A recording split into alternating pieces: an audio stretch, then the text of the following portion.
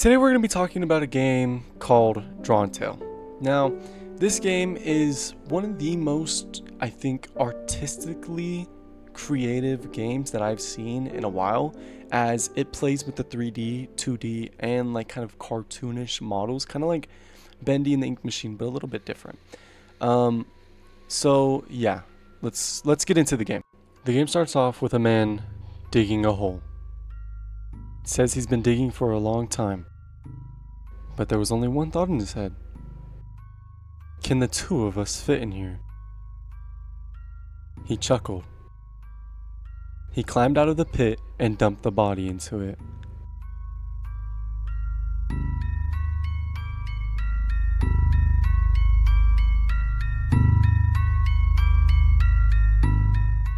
You wake up in a room where it seems that same person, which I assume is the man from the beginning, is in a younger version, a kid. Upon clicking things in the room, we are shown our name, which is Moore. He says, I need to wake up. And just for clarification, this entire game is essentially based on a dream, or as stated by Moore, the subconscious. And essentially, you're trapped in a dream that we need to get out of. However, the game doesn't really start till you flip the switch in the room where, okay, turn off the lights. What does this mean? Oh. After flipping the switch, we are transported into what seems to be another dimension, where the kid on the bed is now the man we saw from the beginning, and he appears to be injured, or crying black tears? I don't really know, but anyway.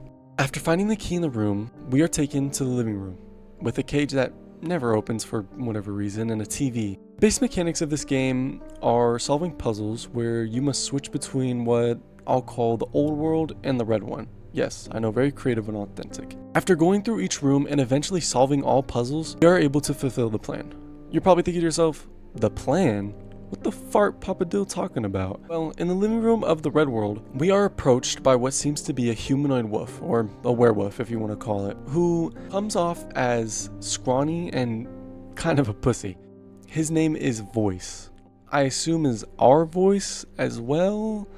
And I don't know, it's a little bit confusing, but anyway, the voice in our head tells us that we should turn on the TV and to stab him with all of our might. He then hands you a very sharp scissors and tells you to hurry. Now when you're thinking him, no, he's not talking about himself, he's talking about...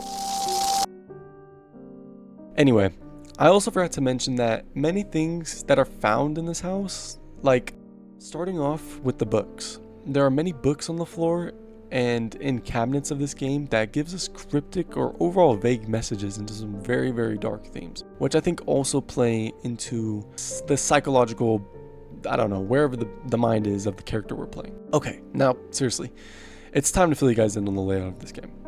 The order of the rooms in this house are the bedroom, 1, the living room, 2, the kitchen, 3, and the entrance, 4. And yes, each room is different for the old world and the red world. Okay.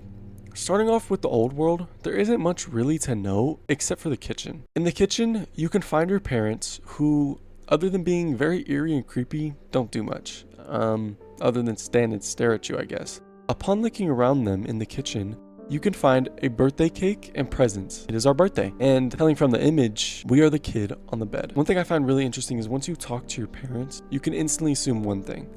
That turns this game from a strange mission given to you by a strange wolf to a confession.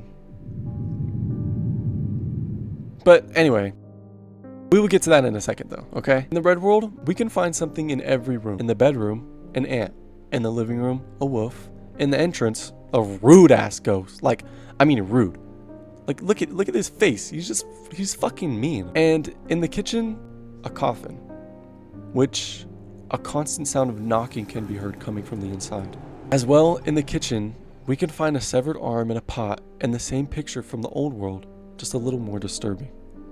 Because what it shows us is that our parents were killed. This is where I get into the confession aspect of the game. Throughout the game, we are given many lines and complaints of our subconscious as we are dreaming. After following the necessary steps, we are given a crowbar. When used to open the coffin,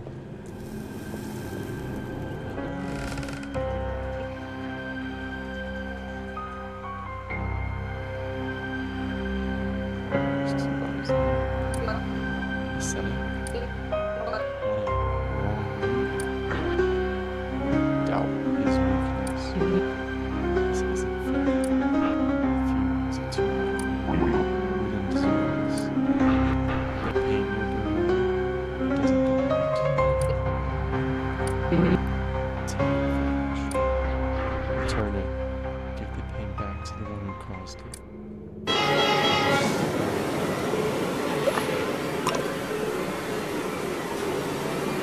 Fuck you! How filthy your hands are. Come on, hero. Repeat your feet. I know you enjoyed it. I can feel it creating soon. You completely dissolve into the world. Without a trace. And then finally, a true voice comes in your ear. Finally manifest. You'll stab you, bitch. What the fuck's happening here? It wasn't me. I didn't kill Mama and Papa. But he's only Let's go. Oh shit, stab him. Why should I grieve? Why should I feel pain? Why should I be afraid? Was I not right? Ironically, no matter how many times I see this moment in my dreams, I become more convinced that my regrets are just my conscience trying to find an argument against my decision. In a way, it was frightening and strangely enjoyable.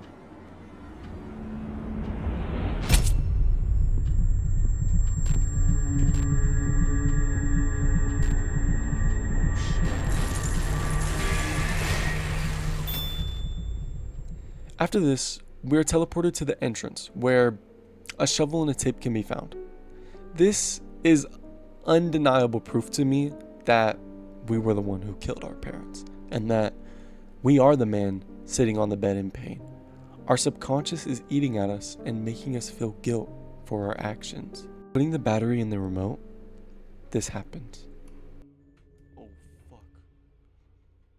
What's gonna happen when I do this?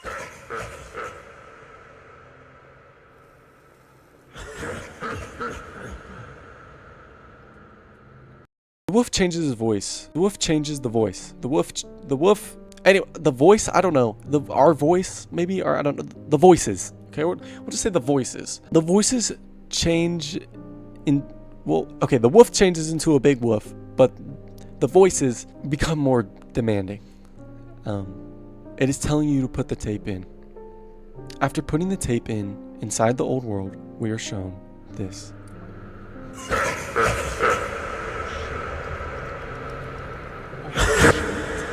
Oh shit, why am I scared?